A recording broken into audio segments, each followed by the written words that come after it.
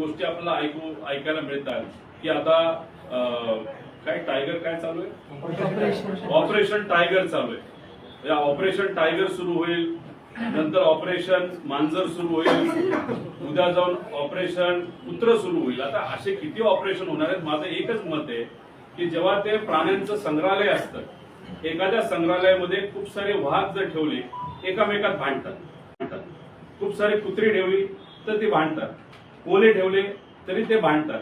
आज सरकारकडे बघत असताना तुम्ही जर बघितलं तिन्ही वाघ आहेत, पण ते तिन्ही वाघ आता आपल्याला भांडतानाच जास्त त्या ठिकाणी दिसत आहेत.